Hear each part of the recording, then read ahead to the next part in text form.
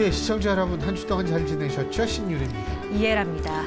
아, 정말 요새 네. 굉장히 더워졌습니다. 진짜 여름 같다라는 생각이 드는데 이 우리나라 여름의 가장 중요한 특징이 뭐죠? 이 막 끈적끈적한 거, 이 습한 거요. 네. 근데 아직까지는 그렇게 습하지 않아서 견딜만은 합니다만 이제 얼마 안 있으면 장마가 또 와가지고 굉장히 습해질 것 같은데 이 더운 여름 우리를 덥게 하는 것들이 굉장히 많습니다. 정말 이 뜨거운 논쟁이라든지 정말 치열한 어떤 그러한 삶의 과정을 우리가 바라볼 수밖에 없는 상황도 많은데요. 그중에 한 분야가 바로 노동 분야가 아닐까 싶습니다. 지금 한국노총 같은 경우에는 정권에 대해서 상당히 부정적인 입장으로 돌아섰고요. 이런 측면에 대해서 사실 이 우리 사회가 한 번쯤은 객관적으로 바라볼 필요가 있지 않을까 해서 저희가 오늘 모신 분이 있죠. 네, 오늘 저희 이슈메이커와 두 번째로 함께 해주시는 첫 분인데요. 예, 진짜 그러고 보니까 네, 처음이네요. 두 번 모신 게. 네, 또 특별하게 모신 만큼 특별한 이야기를 나눠주시지 않을까 생각이 듭니다. 김문수 경제사회노동위원회 위원장님과 함께하도록 하겠습니다. 안녕하십니까? 안녕하십니까? 네, 반갑습니다.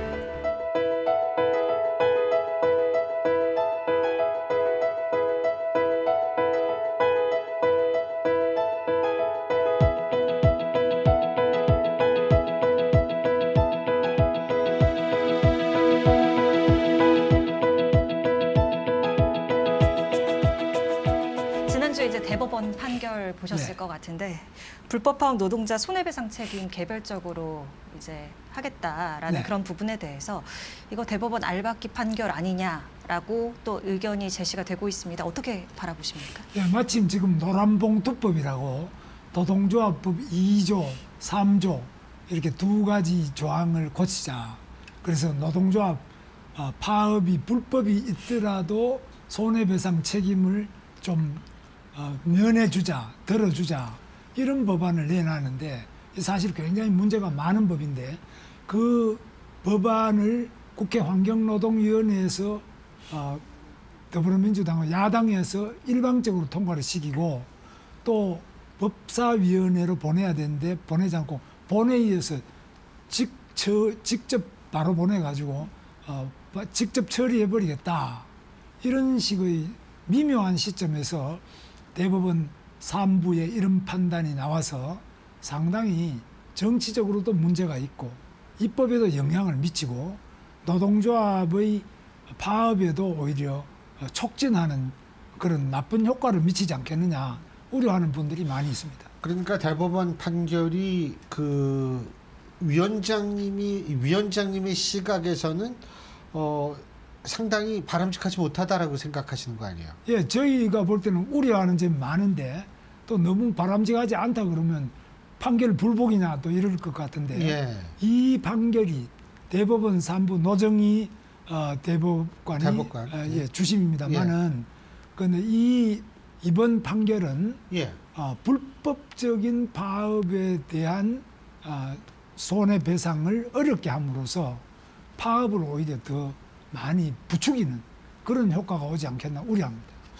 그런데 왜 대법원에서 그런 판결이 나왔다고 보십니까? 그거는 이제 노동조합이 돈이 없는 노동조합원들에 대하여 과도하게 지나친 많은 액수의 손해배상을 청구하는 그걸 부진정 공동책임 이렇게 말합니다만은 부진정 연대책임 이렇게 말하는데 법률 용어 좀 어렵습니다만은 이 노동조합이 손해배상을 해야 될 것과 그 조합은 개개인이 해야 될 것 이런 두 가지 부분이 있는데 이 중에서 조합은 개개인이 해야 될 것에 대해서는 상당한 정도로 판결이 어렵도록 해가지고 좀 이 과도한 그 손해배상 책임을 줄여주려고 그런 판단을 내린 거죠. 그렇다면은 뭐 나름대로 의미 있는 거 아닙니까? 의미는 있지만은 잘못한 사람들이 현재 이제 민법이 있지 않습니까?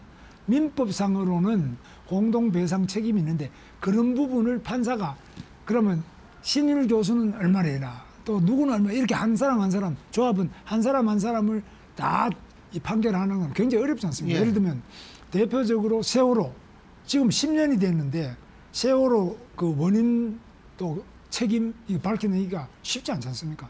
개별적인 그 손해배상 책임을 밝히는 건 굉장히 어려운 일입니다.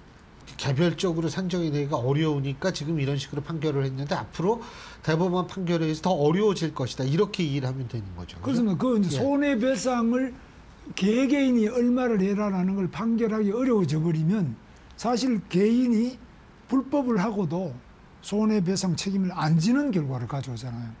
그거는 공정하지 않다. 그래서 손해를 끼쳤으면은 그 사람이 피해자에게 배상을 해줘야 되는데 배상 판결을 어렵게 해가지고 배상을 피해자가 못 받게 그렇게 만드는 것은 이 경제 활동을 순조롭게 못하게 되는 거죠. 네.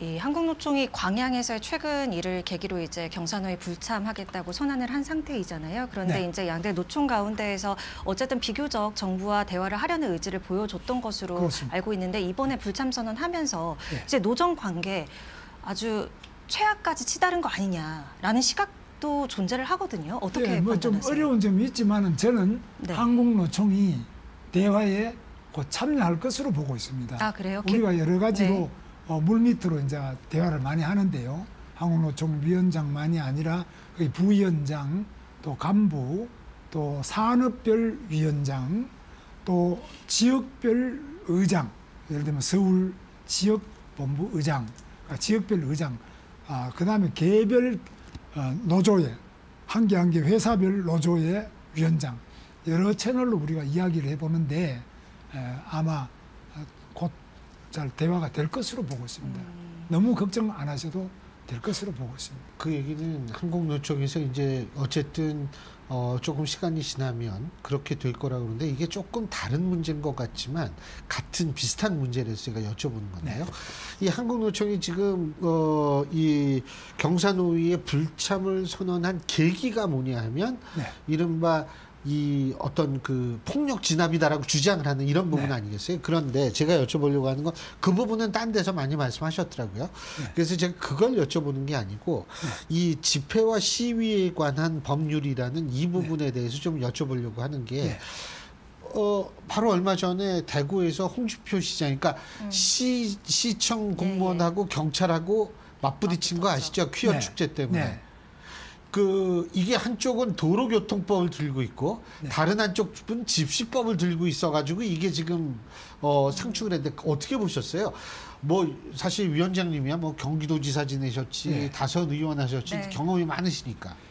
제가 이제 안타깝게 생각하는 것은 홍준표 대구시장님과 대구 경찰청장 사이에 사전에 잘 조율이 돼서 원만하게 잘 됐으면은 시민들도 안심이 되고 또 걱정이 적은데 이게 조정이 잘 안 돼 가지고 현장에서 집회 현장에서 시장하고 경찰청에 충돌을 해버리니까 이 상당히 시민들 볼 때는 좀 이 시장님하고 처음 봤어요, 저도. 경찰청장님이 이게 다를 수 있냐? 이런 행정이 이게 뭐냐? 상당히 시민들로서는 당황스럽죠.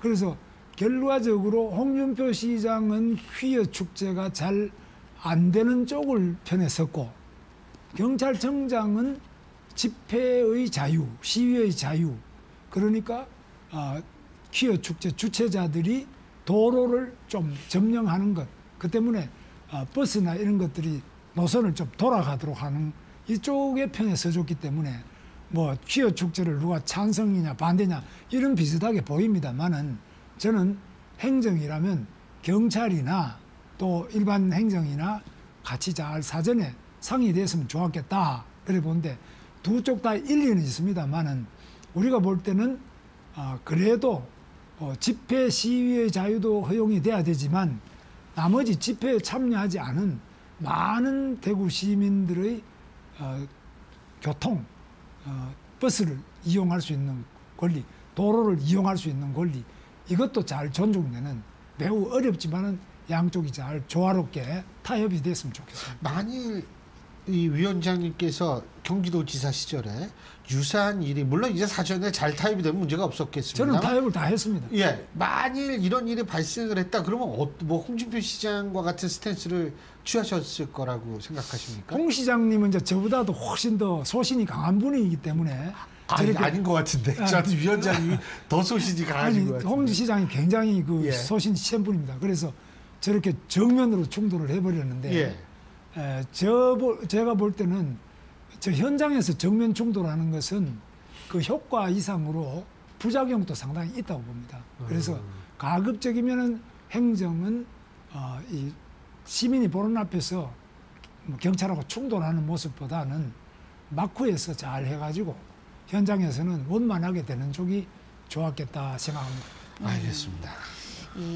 제가 한 가지 더 여쭙고 싶은 게요. 이번 정부 들어서 이 노조라든지 이런 부분에 대해서 사실 정부에서도 윤석열 대통령이 직접 발언을 하기도 했죠. 건폭이라는 단어를 쓰기도 했었고요. 그래서 사실 좀 부정적인 이미지가 더 커지고 있는 게 아닌가라는 생각이 들어요. 근데 저는 우려되는 게 어쨌든 지금 정부에서도 인기가 없더라도 하겠다라고 하는 노동개혁 부분도 그렇고 그런 추진이 이러한 분위기 속에서 잘 될 수 있을까? 이게 사실 국민 입장에서 우려가 되거든요. 어떻게 보세요, 위원장님? 윤석열 대통령이 지금 하려고 하는 거는 법치주의, 법은 지켜라.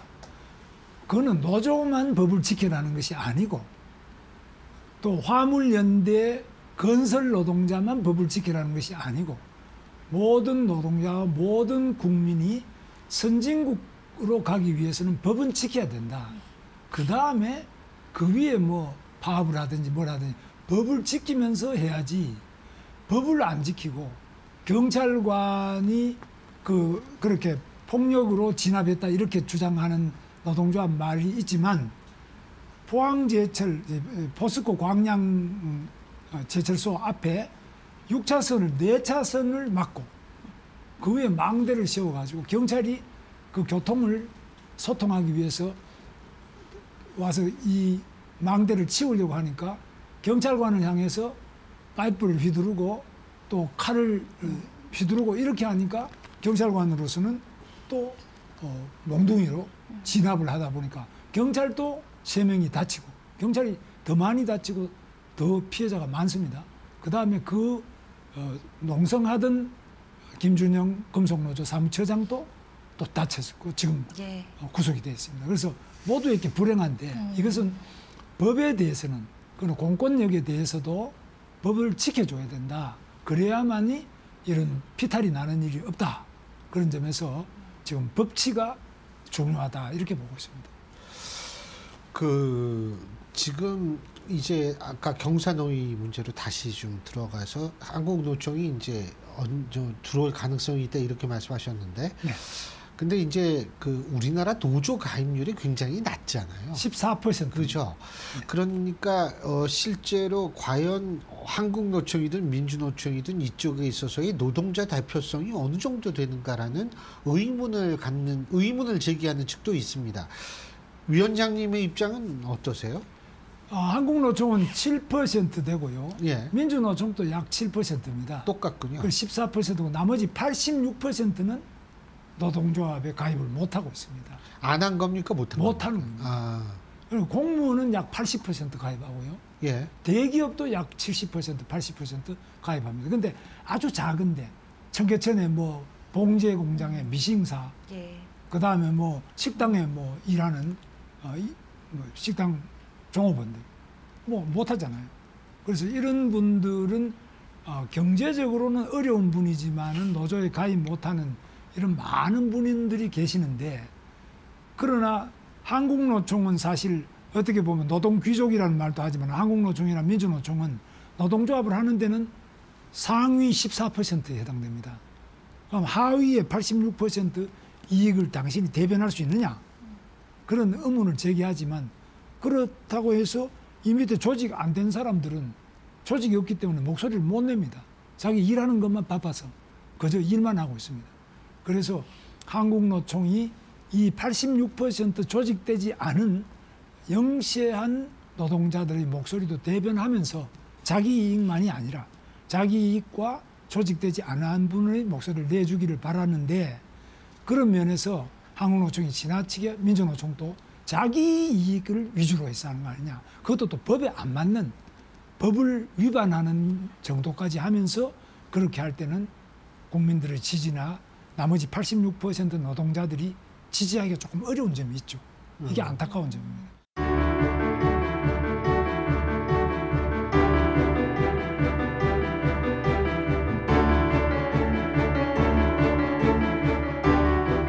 그거와 연관돼서 맨날 나오는 게 뭐 MZ 노조라고 하는 네. 그런 얘기 아니겠어요? 그죠? 네. 어떻게 평가하세요? 그거는 노조 가입률이 더 떨어질 텐데 그쪽은.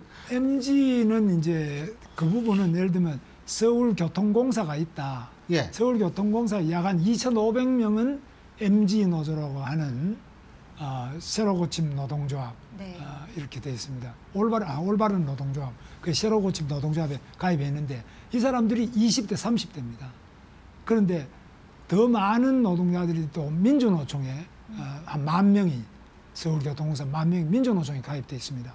그래서 이런 사람들이 MG 노조라고 하는 사람들이 숫자는 지금 전체적으로 합쳐서 10,000명이 조금 안 됩니다. 숫자가 적지만 그러나 이 사람들이 목소리가 새롭고 젊고 참신한 점이 있기 때문에 주목을 하고 있는 거죠. 올바른 노동조합은 이런 목소리를 내는 게 아니야. 예를 들면 회계장부 그러면 우리는 아예 인터넷에 공개해버립니다. 굉장히 신선하잖아요. 한쪽은 정부 지원을 받으면서도 공개 못하겠다 그러는데 이 사람들은 정부 지원도 주어도 안 받겠다 그러고 그러면서 우리 조합비 쓴 거는 인터넷에 공개하겠습니다. 그러니까 참신한 이야기를 하는 것 이런 점에서는 울림이 크지만 숫자는 미약한 이런 상태에 있습니다. 그래서 우리는 경제사회노동위원회 법에 의하면은 한국노총처럼 전국적인 총연합단체 숫자도 한 거의 150만에 육박하는 이러한 조직의 이야기를 또 안 들을 수도 없고 굉장히 이게 복잡한 상태에 와 있습니다. MG 그쪽 그 노조 측도 경사노위 이렇게 포함시킬 생각이 있으세요? 지금은 포함은 되지만 본위원회가 경제사회노동위원회는 본위원회가 있고 분과별위원회가 있습니다. 이제 청년들이나 여성, 취약층 이런 분과별위원회가 있는데 분과별위원회는 MG 노조가 들어올 수 있는데 이 본위원회는 한국노총과 민주노총의 대표자 또는 이들이 추천하는 사람 이외에는 못 들어오게 돼 있어요. 그런 문제가 있습니다. 그거 일종의 기득권 아닙니까? 기득권인데 그것이 법으로 그렇게 만들어 놨기 때문에 기득권 법이지만 안 지킬 수 없고 국회가 법을 다 만들잖아요. 그럼 왜 국회의원만 법을 만드느냐. 우리 중소상인들도 우리들을 위한 법을 좀 만드도록 하자. 안 되지 않습니까? 법은 국회의원만 한다. 그럼 국회의원 당신들이 과연 전체 5천만 국민을 다 대변하느냐. 뭐 이렇게 말할 수 있어도 그러나 국회의원들이 법을 만들죠. 대통령도 법을 못 만들죠. 그 한국노총 경사노위 불참 관련해서 좀 다시 여쭤보고 싶은 게 이제 대화가 잘 이뤄지고 있어서 곧 좋은 얘기가 나올 수도 있다 이렇게 말씀을 하셨는데요. 네. 그 근거가 뭐예요? 좀 구체적으로 들어볼 수가 있어요? 어떤 이야기가 조금 오고 갔고 이 보건위에서 어떤 노력이 첫째는 이번에 입장에서 경사노위에 불참한다는 이 결정은 우리 경제사회노동위원회가 한국노총 간부를 두들겨 팬 것도 아니고 네, 경찰관이 그 광양경찰서 경찰관이 한 건데 그럼 왜 불참은 우리 경제사회노동위원회를 불참한다고 하느냐. 이게 좀 약간 번지수가 조금 다르잖아요. 다르다. 그래서 한국노총은 그동안에도 뭐 기회 있을 때마다 자꾸 한 10여 차례 이상 그렇죠. 뭐 불참했다. 좀 일이 복귀했다가. 있으면은 경사노위를 불참하겠다 이렇게 하는데 우리가 잘못한 게 아닌데 그렇게 하는 거는 좀 문제가 있지 않느냐. 두 번째, 우리는 누구를 두들겨 패거나 그런 공권력이 아닙니다. 우리는 그냥 이렇게 우리 2대1처럼 이렇게 장소를 만들어 놓고 예. 대화하는 그것이 경제사회노동위원회입니다. 우리는 어떤 공권력이 아니에요. 그래서 대화하는 것이고 두 번째, 대화하면은 한국노총이 뭔가를 얻어가지 우리가 얻어먹는 거는 없습니다. 그렇기 때문에 한국노총으로서도 여기 와야지만 공무원 노동조합과 교사 노동조합이 올해 중으로 근로시간 면제자, 노조 전임자라고 합니다. 노조 전임자 협상을 할 수 있습니다. 여기 안 오면은 딴 데서는 못하게 돼 있어요. 네. 그래서 여기 와야지만 그런 것들을 할 수 있기 때문에 공무원 노조의 간부들과 교사노조의 간부들은 경사노조에 빨리 참여하세요. 왜 안 합니까? 노총위원장님 이렇게 하고 있습니다. 근데 이제 그 한국노총이 거기에서 이렇게 나오지 않는 이유 중에 하나가 물론 이제 경사노예가 뭐 어떻게 했다는 건 아니지만 실제로 전반적인 현 정권이 노동 탄압뿐이기 때문에 그렇다라는 입장 아니겠어요? 근데 그 노동 탄압이라고 주장하는 이유 중에 하나가 뭐냐면 아까 위원장님께서 말씀하신 회계장부 공개. 그죠? 근데 이 회계장부 공개를 상당히 노동계에서 부정적으로 바라보고 있는 것 같더라고요. 그 이유가 뭐라고 보십니까? 그러니까 이제 이런 지금 현재 정부가 하거나 공권력이 하는 것을 부정적으로 보는 것은 과거에 소위 독재 정권이라고 하던 때 있지 않습니까? 군사 정권 때라든지 유신 정권이라든지 이럴 때는 공권력에 대해서 뭐 저도 막 반대를 많이 했습니다만은 그런 게 있는데 치열하게 지금은 하셨죠, 위원장이. 예. 옛날에 노동운동. 예, 우리는 뭐 감옥도 가고 뭐 이렇게 네. 했지 않습니까? 지금은 사실 독재 정권이라고 하기에는 다 선거를 해가지고 투표를 해서 국민이 뽑은 국민의 정부지 뭐 지금 독재 정권이라 하기는 좀 그렇지 않습니까? 그래서 지금은 좀 달라졌다. 그래서 과거와 같이 회계장부를 고용노동부에서 보자 그러면 탄압 안 하려고 하는 거 아니냐. 이렇기보다는 오히려 행정기관이 노동조합의 신뢰도를 높이기 위해서 이렇게 행정기관이 인증하는 그런 회계 감사라든지 또 검사라든지 이런 것들을 깨끗하게 다 해버리면 더 오히려 노동조합의 신뢰도가 높아진다는 거죠. 그건 모르나요? 노조들이 그렇게 된다는 걸? 그렇지. 그런 거를 바로 아까 말씀하신 MG 노조라고 하는 새로 고침 노동조합 이쪽에서는 우리는 아예 공무원이 내라고 하기 전에 인터넷으로 우리는 다 공개해버리겠다. 전 국민이 누구나 인터넷에 들어오면 볼 수 있도록 이렇게 하고 있습니다. 그러면 이 새로 고침의 MZ 노조에서는 이렇게 하고 한국노총 우리 못 내겠다. 그러면 국민들이 볼 때는 이 사람이 못 내겠다는 거는 뭐 좀 감출 게 있나? 이렇게 할 거 아닙니까? 그래서 오히려 자발적으로 인터넷에 공개하는 이 새로 고침 노동조합 협의회 여기를 더 신뢰를 할 거 아니냐. 그래서 한국노총도 이제는 큰 자기들의 전략을 좀 판단해 봐야 된다. 간단히 과거의 기억 속에서 현재를 바라보고 있다. 지금 거대 양대 노총 이렇게 이해해도 되겠습니까? 저는 그렇게 보고 있습니다. 아, 알겠습니다. 오늘 아침에 이재명 대표가 교섭단체 대표 연설에서 한 발언인데요. 본인이 불체포 권리를 포기하겠다. 네. 그래서 검찰이 영장을 청구하면 출석해서 심사 받겠다. 이렇게 얘기를 했거든요. 네. 이거 어디서 기인한 발언이라고 보시고 어떻게 평가하세요? 저는 뭐 하여튼 그거는 일단은 환영하고 또 마땅한 일이죠. 지금 뭐 경찰이 검찰에서 영장을 청구를 하면은 계속 이거를 불체포 특권을 이용해 가지고 국회에서 더불어민주당 국회의원들은 계속 부결하지 않습니까? 그런데 이재명 당대표가 나는 불체포 특권 포기하겠다. 그거 아주 잘한 거로 보고 저는 환영하고요. 그럼 왜 이렇게 했겠느냐? 그동안에 반대를 계속해서 지난번에도 돈봉투 사건 여기 2명 다 거부했지 않습니까? 네네. 그러니까 여론이 안 좋죠. 왜 그러면 국회의원들이 돈을 그렇게 막 부정하게 뿌려놓고 또 받아놓고 왜 그러면 그 특권을 이용하느냐? 특권의 방패를 그런 데 서라고 중개하냐? 이렇게 하니까 그런 거를 사실 극복하기 위해서 그럼 나는 포기하겠다. 이렇게 하는 거 난 잘했다.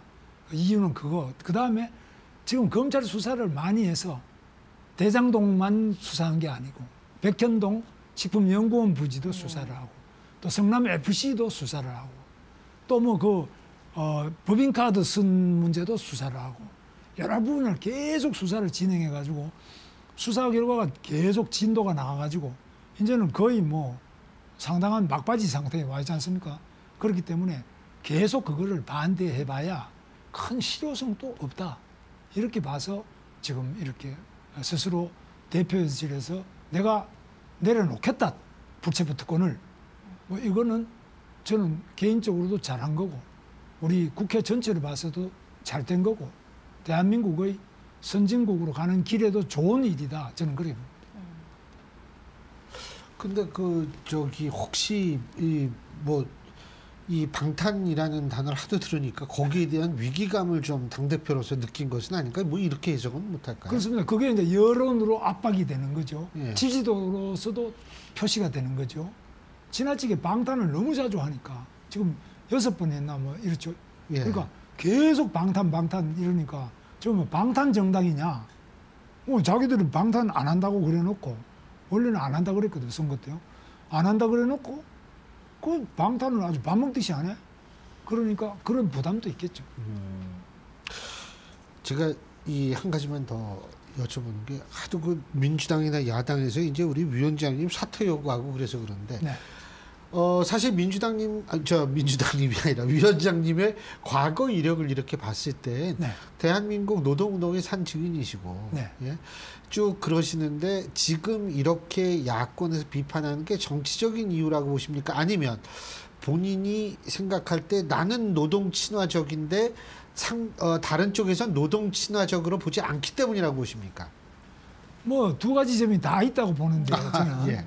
저는 원래 젊을 때 청계천 바로 네. 봉제 노동자 전태일 분신 이후에 제가 초대 전태일 기념사업회 사무국장입니다. 예. 저는 청계천에서 실제로 미싱 보조, 재단 보조, 뭐 또또사로서 제가 일도 이렇게 몇 년 했습니다.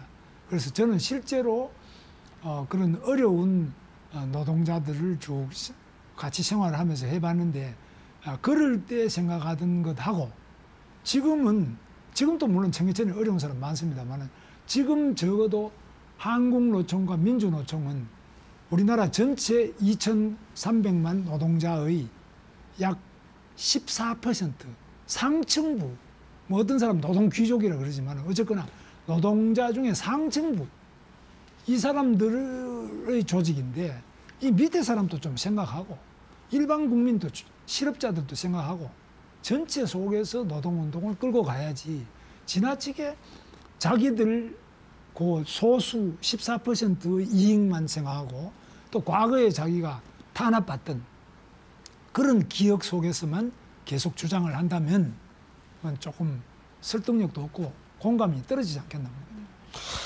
알겠습니다. 어쨌든 저희가 이제 경사노위가 다시 정상화가 좀 하루빨리 됐으면 좋겠다는 생각은 분명히 하고요. 네. 그런 의미에서 앞으로 경사노위에서 또 여러 가지 사안이 어떻게 잘 결정을 하고 한국 노동의 이 발전 아니면 노동계에 있어서의 좀 더 나은 지위를 위해서 얼마큼 노력하는지 저희가 한번 지켜보겠습니다. 네. 오늘 말씀 잘 들었. 예. 네, 마지막으로 감사합니다. 간단하게. 예, 저는 특히 저도 노력을 하지만 예.